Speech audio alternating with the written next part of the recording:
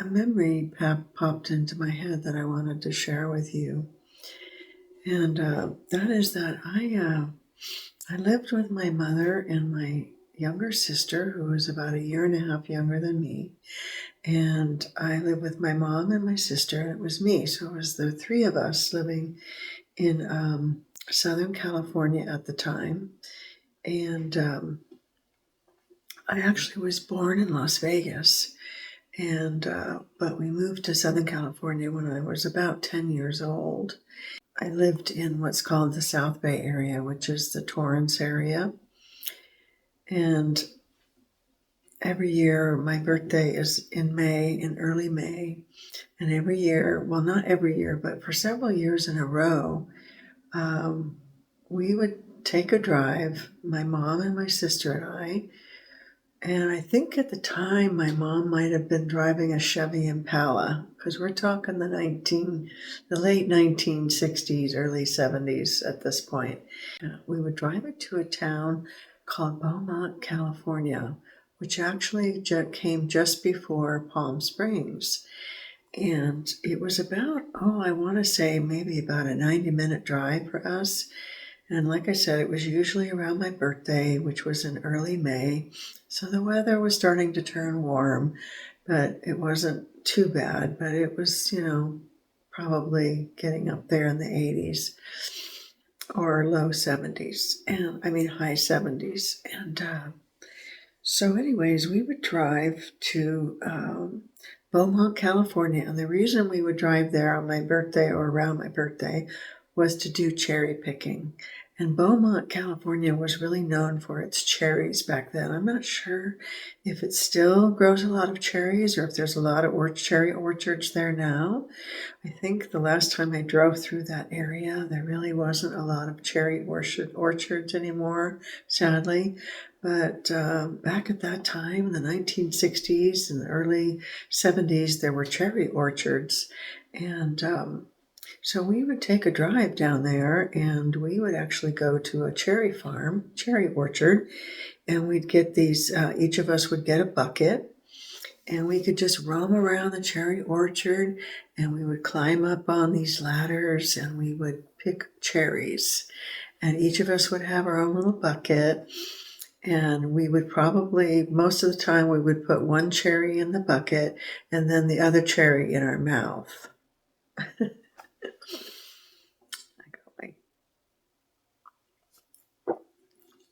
I have my tea here just to soothe my throat. And so, anyways, we would just have so much fun as little girls. My sister was probably about 9 or 10, and I was about 11. And my mom must have been probably in her early, she would have been probably in her mid-30s at the time. And so we would like fill our bellies with cherries to the point where we would just almost feel sick. I mean, it was like you couldn't stop popping those cherries in your mouth because they were so big and red and round and luscious and sweet tasting. And we just loved the cherries. And to this day, cherries are actually one of my favorite desserts, or one of my favorite fruits, I should say.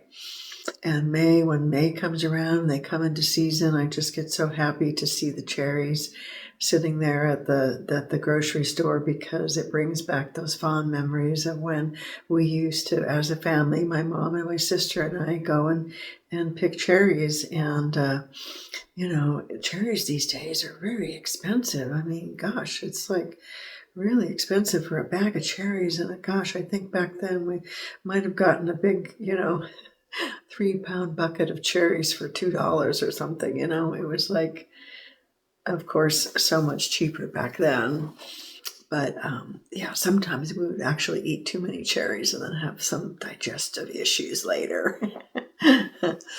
Sometimes, some years, we actually would spend the night in the area in a motel or something.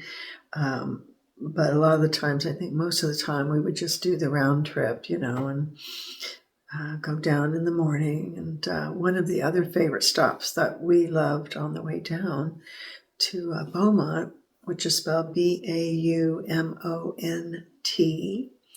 One of the other things that we would do is we would stop at Hadley's Orchard, which was a shop right off the road, like a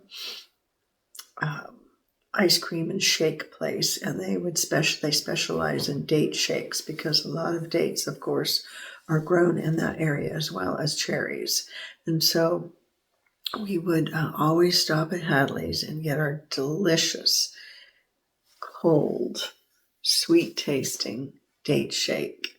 And that was a real treat for my birthday. And we just really enjoyed our family time together and doing something out in nature and an unusual activity because, at the time I was living in Los Angeles, and so that was a pretty, high density population area. And so it was really a treat to go out to a more rural area and practically have the place to ourselves and just really enjoy that different experience, because growing up it was, we were lucky if we maybe got to play in the backyard or go to the local park or something, but that was just a really different kind of experience, and it got us kind of in touch with the land and how things grow, and they don't just show up in your grocery store. There's actually a garden and a farm and an orchard that they grow in, so it was a good learning lesson for us as well. So I have a memory too of on one of these trips to Beaumont to pick cherries. We were driving home, and I think it was my mom's Impala, and it was kind of late in the afternoon, so I remember the sun was kind of going down in the sky. And we had to pull over for some reason, and I don't remember why we pulled over, but we pulled over. And my sister and I think, were sitting in the back seat. Or maybe my sister was in the front seat and we were in the back seat, or I was in the back seat. I don't recall. But I remember being in the back seat.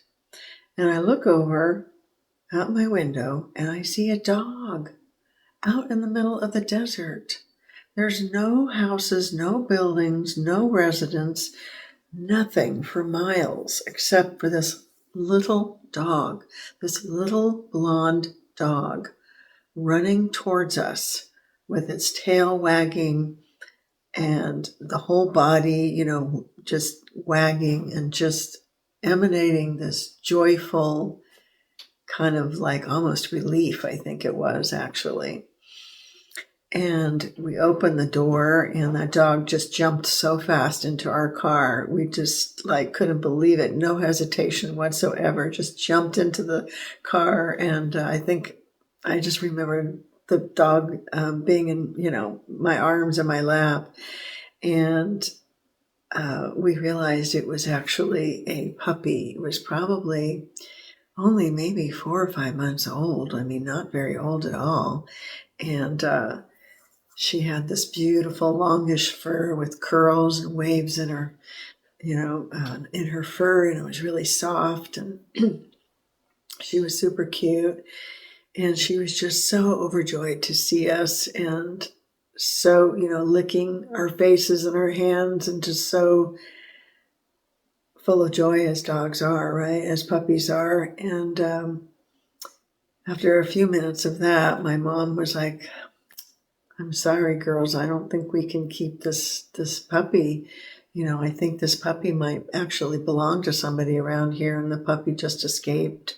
And it probably is not, good of us to just take off with the puppy, And we're like, oh, yeah, I guess so. That does sound like, a possibility. We shouldn't take the puppy away from its owners. But at the same time," I don't need a drink of my tea. At the same time, there were no houses. Like I said, there were no houses around. There was no buildings, nobody in their car acting like they were looking for a dog or anything. But very reluctantly, we put the dog back outside and shut our doors and of the car, and my mom started to pull away from the puppy. And I just feel like I was on the verge of tears, of course. And my mom pulls away, and I was just feeling this, sense of dread and sadness, And so my mom actually didn't get very far. She actually stopped the car and she said, okay, because the puppy was started to chase us and run behind the car. And it was just so obvious. My sister and I were hanging our heads out the window. We're like, Mom, the puppy's chasing us. The puppy wants to go with us. Mom, Mom. We were just like, oh, Mom, you have the puppy's chasing us. It's not going away. So she stops the car. She's, okay, I'm going to let you take the puppy.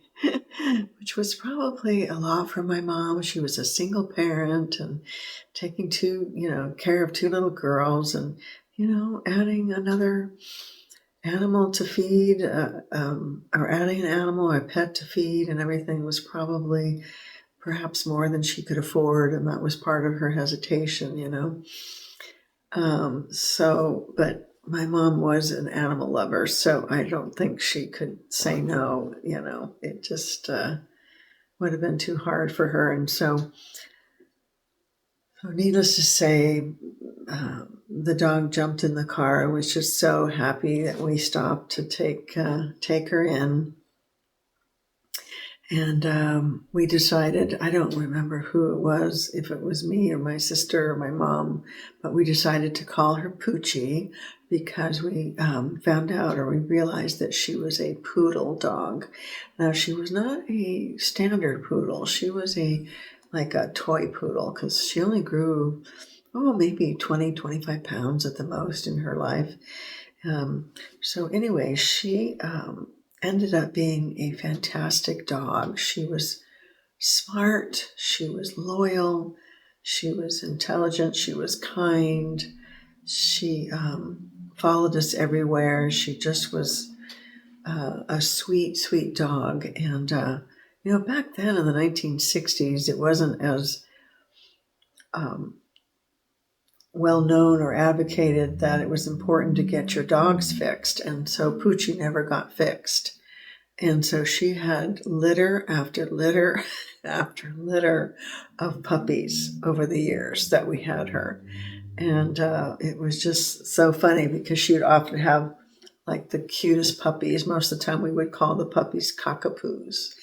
And it was just so cool to see all these little puppies, but we never kept them, I don't think. We might have kept one or two puppies for a little bit longer than we should have. But my mom would eventually give the puppies away, and that was always kind of hard, of course. But we kept Poochie, of course. And eventually we adopted another pet in the house, which was a Siamese cat. And I think we got her as a kitten as well, because I have pictures of me holding her up next to my face when I was just maybe 9 or 10 years old. Actually, we might have actually gotten Sandy Candy first, because I have pictures of her with me when I was younger, like 8 or 9. So yeah, now that I'm thinking about it, I think we already had Sandy Candy. So maybe that was part of my mom's hesitation as well, because it would mean that we'd be taking on a second pet. And she also probably didn't know if a dog would get along with the cat or vice versa. But in any case, we had Sandy Candy. We named our Siamese cat Sandy Candy, and she had the beautiful Siamese coloring, that sandy colored, and the black, and the beautiful blue eyes. And she was a great cat, a really beautiful and sweet cat. She too had a lot of litters of kittens. So we grew up with lots of kittens and lots of puppies in our lives. And I think that's why to this day and age, I still love both. I love cats and I love dogs. I can't really choose one over the other. I love them pretty much equally. Each has their own personality and traits that I admire and love. So I think because I grew up with a cat and a dog, I just really love both. And yeah, Poochie actually lived a very long time. Poodles tend to live a long time, and she lived a really long time. She lived to be almost 21 years old. By that time, my sister and I had left the nest, as it were, and were living our own lives. And so Poochie lived out her elder years with my mom, and she actually died in my mom's arms when she was, like I said, around 20, 21 years old. So she lived to a ripe old age, and she was a great dog, a really great dog. So that's a happy memory for me between, going several years in a row down to Beaumont to get the date shakes and pick the cherries and fill our bellies and enjoy the spring weather and the warm weather and the sun. I remember the sun being, bright and shining in Southern California. And we would be dressed in our little, short sleeve shirts and shorts and just enjoying that warm weather. And the date shakes always tasted good because they were nice and cold going down. And but then that one year, actually, getting the gift of Poochie, which was a wonderful, wonderful thing. So yeah, it was a very happy memory to remember. And to this day, I always feel some fuzzy, warm feelings in my heart and stomach when I see cherries because of those fond memories. So I wanted to share that story with you, and um, hopefully you enjoyed that. So thank you so much for listening to my gentle, softly spoken story. And I think, I will tell you more um, memories and stories like this in the future, and interweave them with some of my other content that I have. All right. Well, I hope you're having a good day. Until next time.